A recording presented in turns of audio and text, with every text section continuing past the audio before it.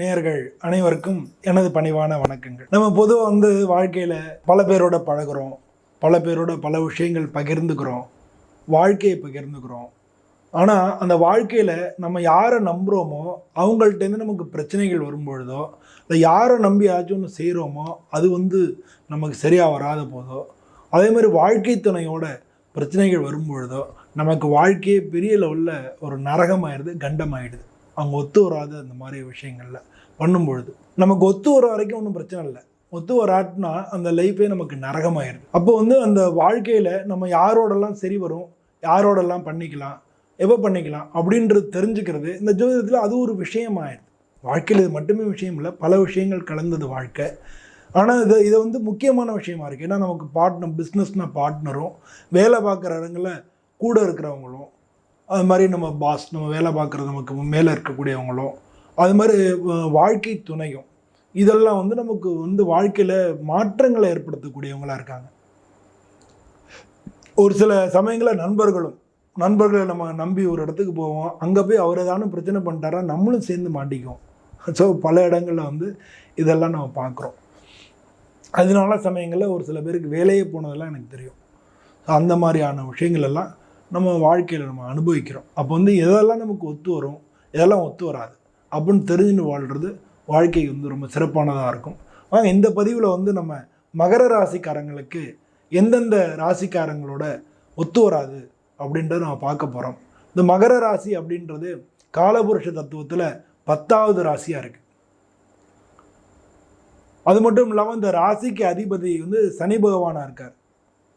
இந்த ராசியில் இருக்கக்கூடிய நட்சத்திரங்கள்னு பார்த்தோம்னா உத்திராட நட்சத்திரம் 3-4 பாதங்கள், 2-3-4 பாதங்கள், திருவோண நட்சத்திரம், அவிட்ட நட்சத்திரத்தில் 1-2 பாதங்கள், இதெல்லாம் இந்த ராசியில் இருக்குது. உங்களுக்கு தெரிஞ்ச மாதிரி உத்திராட நட்சத்திரம் 2-3-4 பாதங்களுக்கு அதிபதி யார் அப்படின்னா சூரிய பகவான். பொதுவாக சூரியனுக்கும் சனிக்கும் ஆகாது. அதுக்கு அடுத்து இருக்கக்கூடிய திருவோண நட்சத்திர அதிபதி சந்திரனுக்கும் சனிக்குமே ஆகாது. சமயங்களில் யோகம் கொடுக்கும், அது ஒருத்தரோட ஜாதகத்தை பொறுத்து. ஆனால் ஜென்ரலாக சந்திரனுக்கும் சனிக்கும் ஆகாது. நீங்கள் வச்சு பார்க்கலாம். சந்திரன்னா ஒயிட்டு, சனின்னா பிளாக்கு, 2 ஆப்போசிட். அது மாதிரி அவிட்ட நட்சத்திரத்தினுடைய 1-2 பாதங்கள். ஒரு முக்கியமான விஷயம் என்னென்னா, இந்த ராசி தான் செவ்வாய் உச்சம் பெறுறார், அதி உச்சம் பெறுறாரு செவ்வாய். ஆனால் செவ்வாய்க்கும் சனிக்கும் ஆகாது.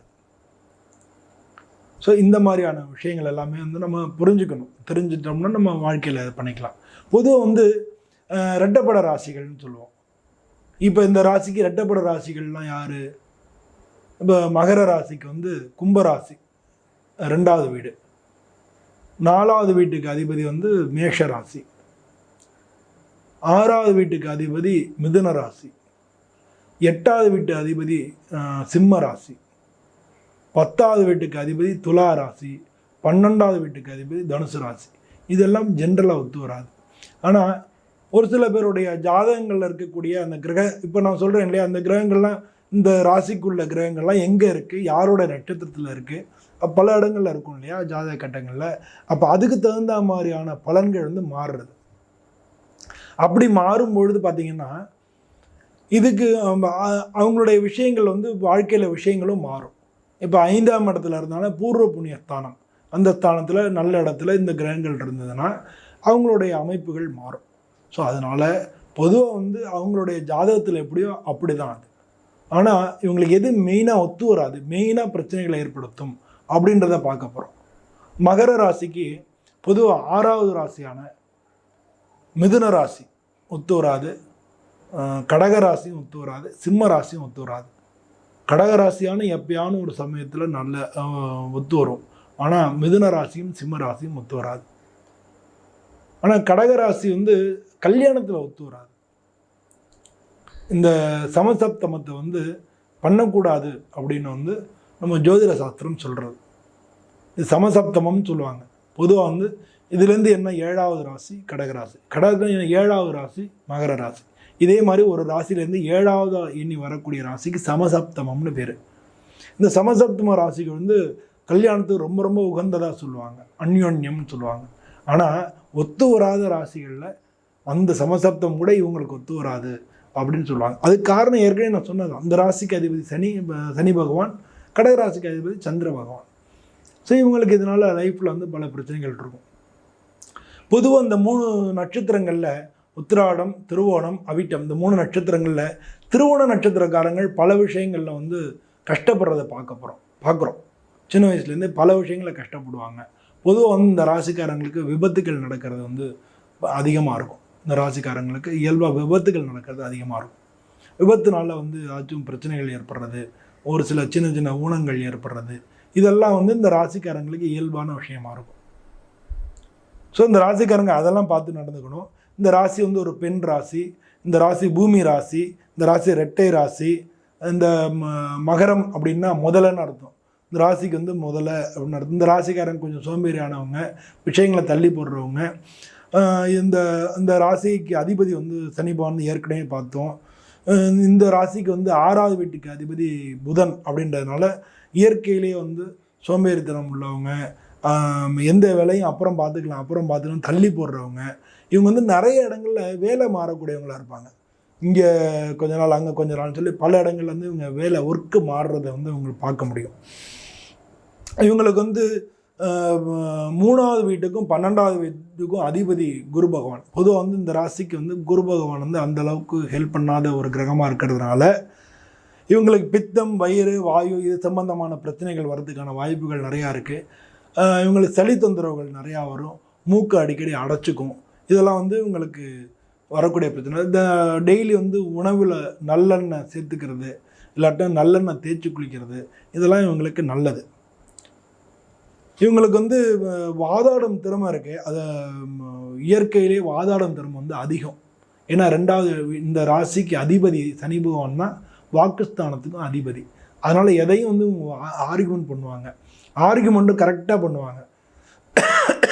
அதனால் இந்த ராசியில் உள்ளவங்க பல பேர் வழக்கறிஞர்களாக இருக்கிறதுக்கான வாய்ப்புகள் மிக மிக அதிகம். இவங்க வந்து தன்னாலே, இந்த ராசிக்கு அதிபதி சனி பகவான்றதுனால இவங்க தன்னாலே முன்னேறக்கூடிய அம்சம் உள்ளவங்க. இவங்களுக்கு யாரும் ஹெல்ப் பண்ணாலும் அதெல்லாம் இவங்களுக்கு பிரயோஜனப்படவே. அதனால் இவங்க தானாக போய் ஏதாச்சும் ஒன்று பண்ணி அதில் உழைச்சி அதில் கண்டுபிடிச்சி அந்த மாதிரி வரக்கூடியவங்களாக இருந்தாங்கன்னா தான் இவங்க வாழ்க்கையில் ஷைன் பண்ண முடியும். இவங்க வந்து பொதுவாக டக்குன்னு வந்து 2வது வாக்குஸ்தானத்து சனி பகவானில் மற்றவங்களை ஈஸியாக ஹர்ட் பண்ணிடுவாங்க. உடனே தூக்கி எடுத்தெறிஞ்சு பேசிடுவாங்க. ஆனால் அதுக்கப்புறம் அப்படி பேசிடக்கூடாது அப்படின்னு வருத்தப்படுறவங்களாம் இவங்கள இருப்பாங்க. இவங்க வந்து பொதுவாக வந்து நிறையா பேர் இந்த மகர ராசியில் இருக்கிறவங்க வந்து கடவுள் இல்லை அப்படின்னு சொல்கிறவங்க, கடவுள் நம்பிக்கை குறைவாக இருக்கிறவங்கலாம் இந்த ராசியில் இருக்கிறதுக்கான வாய்ப்புகள் நிறையா இருக்குது. பொதுவாக இவங்க வந்து நல்லா ஆலோசித்து திடமான முடிவெடுத்து அந்த காரியத்தில் இறங்கினாங்கன்னா இவங்க சக்ஸஸ் பண்ணலாம். பணம் சம்மந்தப்பட்ட விஷயங்கள்லாம் இவங்க வந்து அசால்ட்டாக அலட்சியமாக இருப்பாங்க. அதனால் பல சமயங்களில் பணம் சம்மந்தப்பட்ட விஷயங்களில் பிரச்சனைக்கு உள்ளாவாங்க. இதனால் வந்து இவங்க பொதுவாக இவங்களுக்கு வந்து வீடு, மனை, நிலம் இது சம்மந்தப்பட்ட விஷயங்களில் கோர்ட்டு, கேஸு, வம்பு, வழக்குகள் இருக்கிறதுக்கான வாய்ப்புகள் நிறையா இருக்குது. பொதுவாக இந்த ராசிக்காரங்க பல பேர் வந்து குடும்ப வாழ்க்கையில் கஷ்டப்படுறதை பார்க்குறோம். இவங்களுக்கு வந்து திருமண வாழ்க்கை கொஞ்சம் கஷ்டமானதாகவே இருக்கிறதுக்கு வாய்ப்புகள் அதிகமாக இருக்குது. பல சந்தர்ப்பங்களில் வாக்குவாதங்கள், பிரச்சனைகள் இவங்களுக்கு வந்து அதெல்லாம் இவங்க லைஃப்பில் வந்து இயல்பாக இருக்கிறத நம்ம பார்க்க முடியும். இவங்களுக்கு வந்து முன்னால் சின்ன வயசில் இருக்கிற வாழ்க்கையை காட்டிலும் பிற்கால வாழ்க்கை தான் நல்லாயிருக்கும். இவங்க வந்து கல்வி கற்கிறத காட்டிலும் இவங்க வந்து அனுபவ அறிவு தான் அதிகமாக இருக்கும். அதனால் பெருசாக வந்து இதில் ஆரம்பத்தில் படித்து பண்ணுறவங்களை காட்டிலும் இவங்க படித்த வேலைக்கு போக முடியாதுன்னு வச்சுக்கலாம். அனுபவ அறிவு அதிகமாக இருக்கும். அதனால் வந்து இவங்க வந்து வேறு படித்தது காட்டிலும் வேலைகள் வேறு பார்க்குறதுக்கு தான் வாய்ப்புகள் அதிகமாக இருக்குது. யாருக்கும் அடிமையாக இருக்கிறது பிடிக்காது. ஆனால் கைகட்டி வேலை பார்க்க மாட்டாங்க. அதனால் அடிக்கடி வேலை பார்க்குற இடத்த மாற்றுறவங்களா இவங்க இருக்கிறது சூழ்நிலை அடிக்கடி அமையும். பிறரை ஏமாற்றி வாழ மாட்டாங்க. மற்றவங்களுக்கு உதவி செஞ்சு ஏனியாக இருக்கிறதுக்கு இவங்களுக்கு ரொம்ப பிடிக்கும். அது மாதிரி இருப்பாங்க. இவங்களுக்கு தெரிஞ்சதை எல்லாருக்கும் சொல்லிக் கொடுக்கறதுக்கு தயாராக இருப்பாங்க. இவங்களுக்கு தொழில் ஸ்தானம் அதுன்னு சொல்லக்கூடிய சுக்கிரன் தான் 5ஆம் இடத்துக்கும் அதிபதியாக வராங்க. அதனால் வந்து இவங்க கவர்மெண்ட் வேலைக்கார ராசின்னு பேர். கவர்மெண்ட் வேலையில் வேலை பார்க்குறதுக்கு நல்லது. இவங்கள்ட்ட ஏதானும் ஒரு பொறுப்பு கொடுத்துட்டோம்னா அதை கரெக்டாக செஞ்சு முடிக்கிறதுல இவங்க வல்லவங்களாக இருப்பாங்க. அதனால் இவங்கள்ட்ட ஒரு பொறுப்பு கொடுத்துட்டோம்னா இவங்கள்ட்ட வந்து சொந்தமாக தொழில் செய்கிறது உங்களுக்கு அந்த அளவுக்கு சரி வராது. அதுதான் நான் சொல்வதனுடைய அடிப்படை விஷயம். அதனால் இவங்க வேலைக்கு போகிறது தான் நல்லாயிருக்கும். அந்த வேலையிலையும் இவங்க வந்து மிதுன ராசிக்காரங்களோடையும் சிம்ம ராசிக்காரங்களோடையும் தொடர்பு வச்சுக்கூடாது. தொடர்பு வச்சுக்கூடாதுன்னு சொல்ல வரல, அது அவங்கள ஜாக்கிரதையாக இருந்துக்கணும். அவங்களால இவங்களுக்கு பிரச்சனைகள் வர்றதுக்கான வாய்ப்புகள் நிறையா இருக்குது. பல பேருக்கு முன்னால் அவங்களால இவங்க அவமானப்படுறதுக்கான வாய்ப்புகள் நிறையா இருக்குது. இவங்க சூரியன் பகை கிரகமாக இருந்தாலும் இந்த ராசியில் உள்ளவங்க பொதுவாக வந்து அரசாங்க வேலை பார்க்கறதுக்கான வாய்ப்புகள் மிக மிக அதிகம். தகவல் தொடர்பு, போக்குவரத்து, வண்டி வாகனங்கள் போன்ற அந்த போக்குவரத்து துறையிலே சொல்லணும், வண்டி வாகனங்கள் சம்மந்தப்பட்ட துறையில், கணிதம், மருத்துவர்கள், இன்ஜினியர்ஸு, இதெல்லாம் இந்த ராசியில் இருக்கிறதுக்கான வாய்ப்புகள் நிறையா இருக்குது. இவங்க வந்து சிறுக கட்டி பெருக வாழ்ன்னு சொல்கிற மாதிரி சின்ன வீடு கட்டி அது அவங்க அதுவே திருப்தி அப்படின்னு வாழக்கூடியவங்களாக இருப்பாங்க. மகிழ்ச்சியாகவும் வாழ்வாங்க. இது அதிகமாக ஆசைன்றது கிடையாது. ஆனால் வந்து பொதுவாக பார்த்திங்கன்னா மிதுன ராசிக்காரங்க, சிம்ம ராசிக்காரங்களுக்குலாம் வாழ்க்கையில் முன்னேறணும், பெருசாக சாதிக்கணுன்ற இருக்கும். இது ரெண்டுமே ஆப்போசிட்டான ஒரு விஷயமா இருக்குது. ஸோ அந்த மாதிரியான விஷயம் இதெல்லாம் வந்து இவங்களுக்கும் அவங்களுக்கும் ஒரு பெரிய கான்ஃப்ளிக்ஸ் உண்டாக்கும். இவங்களுக்கு நிறைய பேருக்கு பூர்வீக சொத்தே இருக்கும். பூர்வீக சொத்துனால இவங்களுக்கு பலனும் கிடைக்கும். இவங்களுடைய பொதுவாக வந்து இவங்க காவல் தெய்வங்களை வழிபடுறது நல்லது. இந்த ராசியில் உள்ளவங்க வந்து சட்டம், அரசியலில் ஆலோசனை வழங்குறது, கணக்கு வழக்கு, சிஐஜின்னு சொல்லக்கூடிய கணக்கு வழக்கு துறைகளில் இருக்கிறது, கலைத்துறைகளில் இருக்கிறது, தகவல் தொடர்பு பத்திரிகைகளில் வேலை பார்க்குறது, பெண்கள் சார்ந்த தொழில்களில் இருக்கிறது, இரும்பு சம்பந்தப்பட்ட தொழில்களில் இருக்கிறது, வீட்டு உபயோகப் பொருட்கள் விற்பனை அதில் இருக்கிறது, வீடு கட்டுமான பொருட்கள் அதில் இருக்கிறது, உணவுப் பொருட்கள், உணவு விடுதி, காய்கறி விற்கிறது, இந்த மாதிரியான விஷயங்களில் இவங்க தொழில் இருக்கிறதுக்கான வாய்ப்புகள் நிறையா இருக்குது. இவங்களுடைய வாழ்க்கை துணை அப்படின்னு பார்க்கும்பொழுது இவங்க வந்து பொதுவாக மிதுன ராசிக்காரங்க, கடகராசிக்காரங்க, சிம்ம ராசிக்காரங்களோட வச்சுக்க கல்யாணம் பண்ணுறது அந்தளவுக்கு சரியாக வராது. பிற்காலத்தில் பிரிவினைக்கு பயங்கர வழிவகுக்கும். இன்னும் சொல்ல போனால் முக்கியமாக இந்த மகர ராசிக்காரங்களுக்கும் கடகராசிக்காரங்களுக்கும் திருமணம் பண்ணால் பிரிவினை வர்றதுக்கான வாய்ப்புகள் மிக மிக மிக மிக அதிகம். ஆனால் இதெல்லாம் வந்து நான் ஜென்ரலாக ஒரு ராசிக்கு எப்படி இருக்கும்னு ஜென்ரலாக நான் சொல்கிறேன். அவங்கவுங்களுடைய ஜாதகத்தில் எப்படி இருக்குன்றத அவங்கவுங்க ஜாதகத்தை பொறுத்து இதனுடைய பலன்கள் மாறலாம். இவங்களுக்கு வந்து பொருந்தாத ராசி உத்திராட நட்சத்திரத்துக்கு கிருத்திகை, உத்திரம், சித்திரை, விசாகம் இதெல்லாம் பொருந்தாது. திருவோண நட்சத்திரத்துக்கு ரோகிணி, திருவாதிரை, ஹஸ்தம், சுவாதி, சதயம் இதெல்லாம் பொருந்தாது. அவிட்ட நட்சத்திரத்துக்கு மிருகசீரிஷம், சித்திரை இந்த நட்சத்திரங்கள்லாம் பொருந்தாது. இவங்களுக்கு பலம் அப்படின்னு பார்த்தோம்னா இவங்களுக்கு பேசுகிறாங்க பார்த்திங்களா, வாக்கு பலம், அது இவங்கள்ட்ட வாதாடக்கூடிய அந்த வக்கீல்லாம் சொல்லலாம், அந்த மாதிரி வாக்கு வன்மை, அது வந்து ஆர்கியூமெண்ட் பவர், அது வந்து இவங்கள்ட்ட இருக்குது. இதெல்லாம் உங்களோட பலம். வந்து பிறருடைய தவறு இருந்துச்சுன்னா இப்படி பண்ணுற தப்புப்பா அப்படின்னு சொல்லி சுட்டி காட்டுறது, அவங்க என்ன நினைப்பாங்கன்னு சொல்லி நினைக்காம சுட்டி காட்டுறது, தன்னம்பிக்கை, சுயமாக முடிவெடுக்கிறது, இதெல்லாம் வந்து இவங்களுக்குள்ள பலம். பலவீனம்னா இவங்க காரியங்களை தள்ளி போடுறது, அப்புறம் பார்த்துக்கலாம் அப்படின்னு சொல்லி தள்ளி போடுறாங்களே, தள்ளி போடுற அந்த குணங்கள். இடம்பொருள் ஏவல் தெரியாமல் இவங்க அந்த ஆர்கியூமெண்ட் பண்ணாமல் சொன்னால அதுவே வந்து பலமும் பலவீனமும்.